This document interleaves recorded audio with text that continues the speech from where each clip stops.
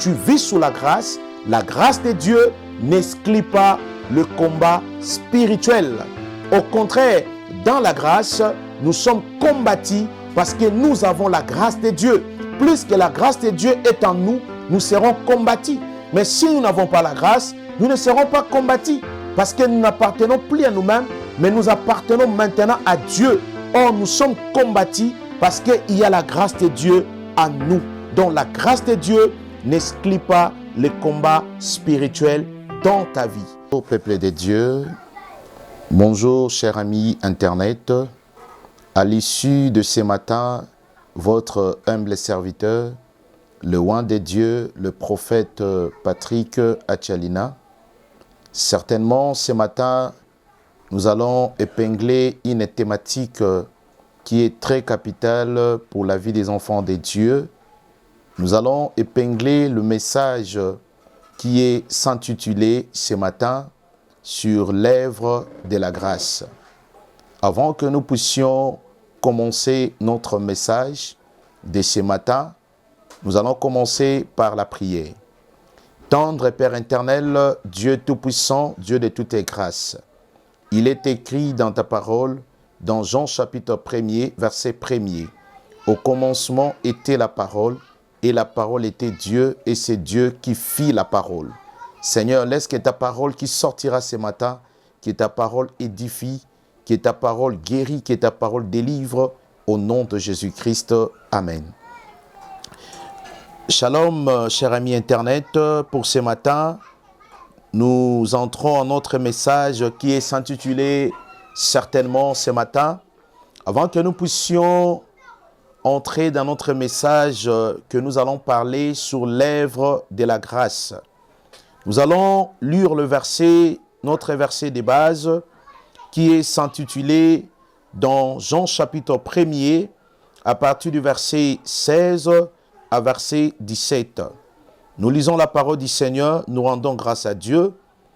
Nous avons tous reçu de sa plénitude la grâce pour grâce.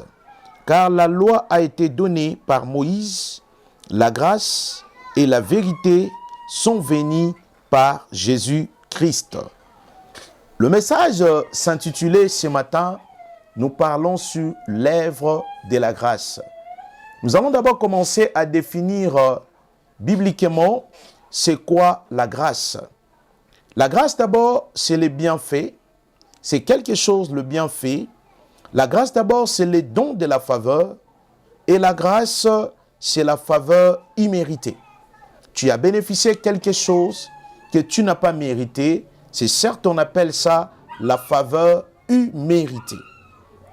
Nous allons voir dans l'œuvre de la grâce qu'est-ce que le Christ a fait pour nous dans l'œuvre de la grâce. Selon Colossiens chapitre 2, à partir du verset 23, selon Matthieu chapitre 6, à partir du verset 24, à partir du verset 14 à 15. La Bible dit, la grâce nous a amené le pardon du péché. Il n'y avait pas le pardon, mais à travers la grâce, à travers l'œuvre de la grâce que le Christ a accompli pour nous, le pardon du péché a été introduit par l'œuvre de la grâce. Donc, à travers la grâce nous a amené ce qu'on appelle la rédemption. Or, la rédemption signifie quoi? Le rachat d'un esclave dont nous étions esclaves du péché.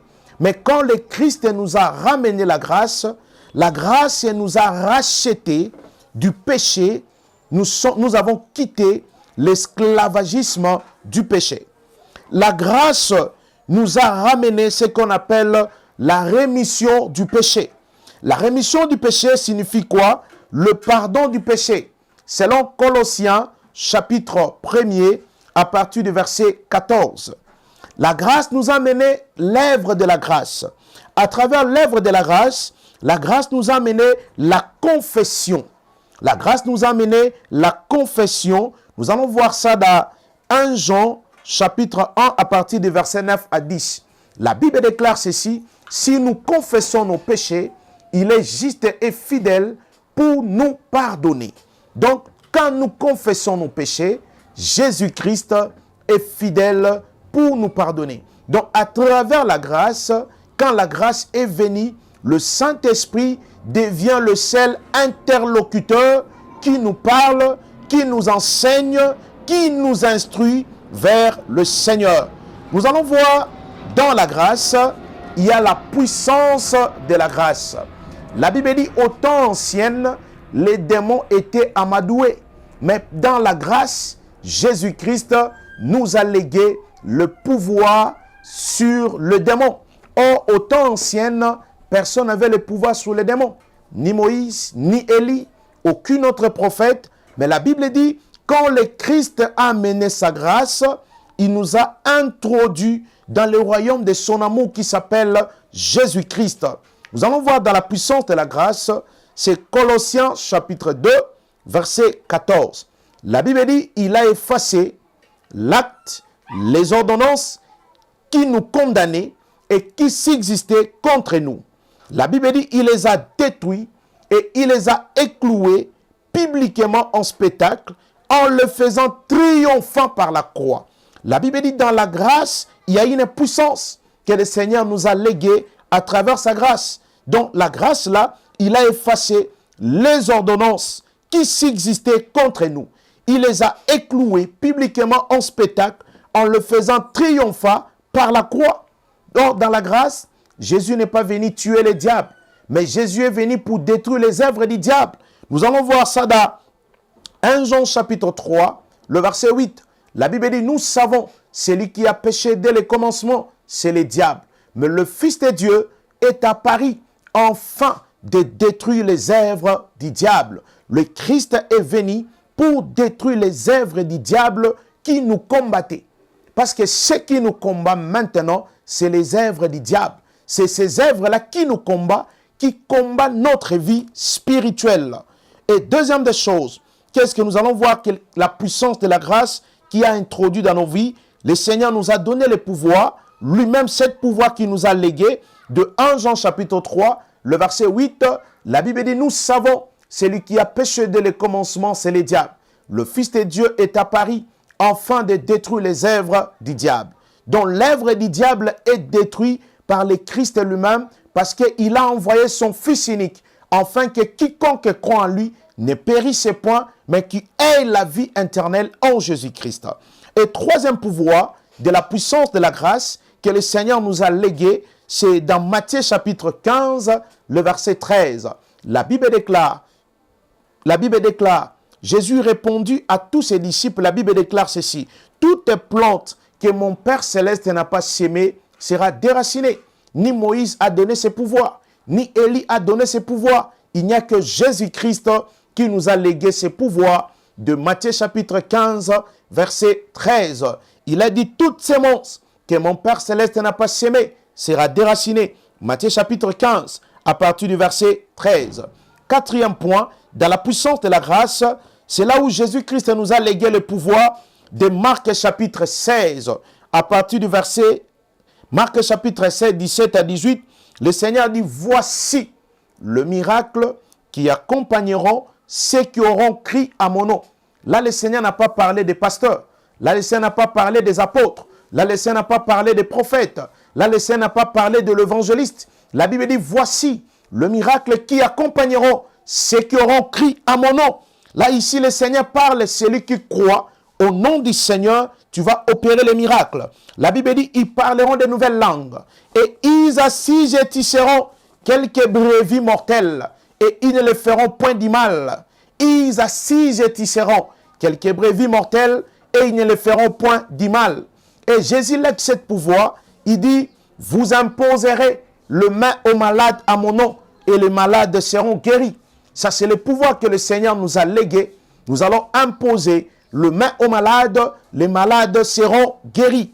Quelle que soit leur ambiguïté. Mais les malades seront guéris. Quand nous imposerons le main, il y aura la guérison authentique de toutes les malades. Cinquième point, voilà ce que la grâce nous a ramené. Dans la grâce, il y a la puissance de la croix. La croix a deux positions.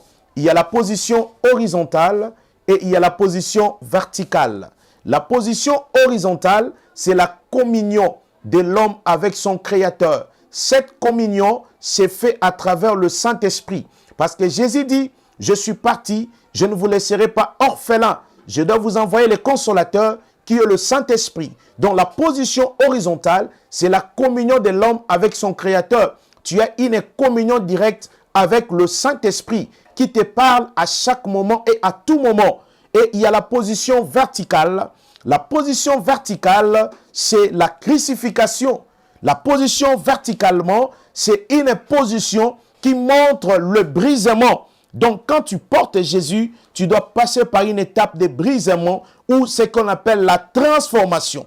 Et nous allons voir la croix de Jésus, c'est une puissance du salut. Jésus nous a mené le salut à travers la croix. Et la croix de Jésus, c'est la réconciliation de l'humanité avec notre Père céleste. Donc, la croix de Jésus nous a ramené la réconciliation entre l'humanité et notre Père céleste. Donc, c'est à travers la croix de Jésus. Et nous allons voir qu'est-ce que la Bible nous parle dans 1 Corinthiens chapitre 1 à partir du verset 18. La Bible dit, car la prédication de la croix, c'est une folie pour ceux qui périssent, mais pour nous qui sommes sauvés, elle est une puissance de Dieu. Donc, la prédication de la croix, pour nous, est une puissance. Et nous allons voir, dans la grâce, il y a ce qu'on appelle l'amour de la grâce. La Bible dit l'amour de la grâce, il y a la passion des âmes. Il y a la passion des âmes. C'est que nous allons voir notre attachement avec le Christ. Cet amour de la grâce. Car la Bible dit, car Dieu a tant aimé le monde, il a donné son Fils unique, afin que quiconque croyant en lui ne périsse point, mais qu'il ait la vie éternelle. Voilà, la grâce nous amène l'amour. Il n'y avait pas l'amour. Mais l'amour, c'est à travers la grâce. Dans dans le livre de Jean, chapitre 1er, à partir du verset 16, donc le Christ, il a aimé le monde, il a donné son Fils unique, afin que quiconque croit en lui ne périsse point, mais qu'il ait la vie. Dans l'amour de la grâce, qu'est-ce que le Seigneur nous a légué dans cet amour de la grâce? C'est Romains, chapitre 8, à partir du verset 37. La Bible dit, en toutes choses, nous sommes plus que vainqueurs par celui qui nous a aimés, c'est Jésus-Christ. Et dans l'amour de Dieu, dans l'œuvre de l'amour de Christ, cet amour que le Christ a prouvé pour nous, il a montré cet amour à la croix et Jésus nous a donné cet amour de Romains chapitre 8, verset 37. Le Seigneur dit, en toutes choses, nous sommes plus que vainqueurs par celui qui nous a aimés, c'est le Christ, c'est le Seigneur Jésus-Christ. Donc, dans toute bataille que tu peux rencontrer dans la vie, retenez une seule chose, que tu es plus que vainqueur parce que le Christ a prouvé son amour sincère pour toi. J'aimerais te dire ce matin, la grâce de Dieu n'exclut pas les combats spirituels. La grâce de Dieu n'exclut pas les combats spirituels. Au contraire, le Seigneur nous a montré de verser laquelle qui est inclus dans le combat spirituel. Donc, quand tu vis sous la grâce de Dieu n'exclut pas le combat spirituel. Parce que tu vas combattre. Parce que nous n'avons le combat ni contre la chair ni contre le sang, mais contre les dominations, contre les esprits méchants dans le lieu céleste. Mais tu vis sous la grâce, mais la grâce de Dieu n'exclut pas les combats spirituels. C'est pour cela que Jésus-Christ dit dans sa parole, dans Matthieu chapitre 15, verset 13, le Seigneur dit, toute sémence que mon Père céleste n'a pas sémée sera déracinée. C'est pour cela que le Christ dit dans sa parole, dans Luc chapitre 10, le verset 19, le Seigneur dit, je vous ai donné le pouvoir de marcher sur la tête des serpents, sur la tête des scorpions, et rien pourra vous nuire. Donc, j'aimerais te dire ce matin, tu vis sous la grâce de Dieu n'exclut pas le combat spirituel. Au contraire, dans la grâce, nous sommes combattus parce que nous avons la grâce de Dieu. Plus que la grâce de Dieu est en nous, nous serons combattus. Mais si nous n'avons pas la grâce, nous ne serons pas combattus parce que nous n'appartenons plus à nous-mêmes, mais nous appartenons maintenant à Dieu. Or, nous sommes combattus parce qu'il y a la grâce de Dieu en nous. Donc, la grâce de Dieu n'exclut pas le combat spirituel dans ta vie. Ça, c'est le message que je voudrais annoncer ce matin au peuple de Dieu, toi qui me suis en Europe, toi qui me suis à Paris, toi qui me suis au Canada, toi qui me suis en Hollande, j'aimerais te dire ce message certainement ce matin. Ça, c'est l'amour que le Seigneur a prouvé dans sa grâce. L'amour que le Seigneur nous a légué dans la grâce. Parce que la loi existait. Au temps de Moïse, c'était la loi. Mais au temps de Christ, c'est la grâce. Parce que la Bible dit, quand la grâce est venue, la Bible dit la grâce, c'est la personne Jésus-Christ.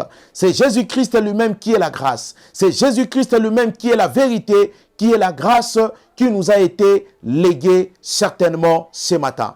J'aimerais prier pour toi, toi qui as suivi ce message de la grâce. J'aimerais que le Seigneur introduise sa grâce, que l'œuvre de la grâce se manifeste dans ta vie. Parce que si le Christ n'était pas mort, n'était pas ressuscité, notre foi allait être donc en vain.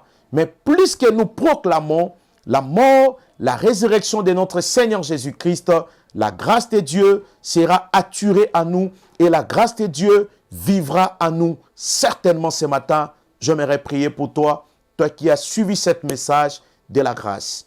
Tendre Père éternel, Dieu Tout-Puissant, je prie pour chacun et chacune. Seigneur, ta parole déclare pour l'œuvre de la grâce.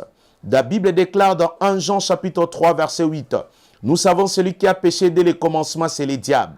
Le Fils de Dieu est apparu afin de détruire les œuvres du diable. Seigneur, tu étais apparu pour détruire les œuvres du diable. Nous savons que la parole du Seigneur déclare dans Matthieu chapitre 15 verset 13. Toute sémence que mon Père Céleste n'a pas sémée sera déracinée. Le pouvoir que tu nous as donné sur les démons. Car au temps ancien, les démons étaient amadoués, les démons étaient des dieux. Mais aujourd'hui, tu nous as donné le pouvoir sur les démons, dans Luc chapitre 10, verset 19, de marcher sur la tête des serpents et de marcher sur la tête des scorpions, et car rien pourra nous nuire. Seigneur, je déclare ce matin, aucun pouvoir peut nuire ton peuple au nom de Jésus-Christ. Tout celui qui est malade, tu nous as légué le pouvoir de Marc chapitre 16, d'imposer les mains aux malades à ton nom, et ils seront guéris. Tu nous as légué le pouvoir d'Ésaïe 53, à partir du verset 4 à 5. C'est par tes mitrissures que nous sommes guéris. Seigneur, je déclare certainement ce matin, par tes mitrissures, nous sommes guéris. Tu nous as légué le pouvoir d'Ésaïe 59, le verset 1 à 2. La main de l'Éternel n'est pas trop courte pour sauver, l'oreille de Dieu ne sont pas dures pour nous entendre. Étends ta main sur la vie de chacun de chacune. Au nom puissant de Jésus, que chacun de chacune qui était malade, qui reçoive la guérison authentique au nom de Jésus-Christ. Amen. Chers amis téléspectateurs, merci beaucoup. Certainement ce matin, vous avez suivi avec attention votre humble serviteur, le roi de Dieu, le prophète Patrick Atchalina. J'aimerais saluer la personne laquelle que Dieu a mis à notre disposition de nous accompagner pour suivre cette émission ce matin. Je salue Papa Joe Bassadissa et toute sa famille. Que Dieu le bénisse abondamment, que Dieu soutienne encore son travail. Je salue également ma sœur Régine et son mari Papa Jacques. Que Dieu le bénisse abondamment. Et je salue tous les hommes de Dieu. Que Dieu les garde, qui marchent encore avec le Seigneur. Que Dieu les protège, que Dieu soit leur bouclier. Toi qui suis cette émission, abonnez-vous massivement. Suivez cette émission dans notre chaîne HJC, Héritage de Jésus-Christ. Que El Shaddai vous bénisse en abondance. Soyez pleinement bénis. Amen.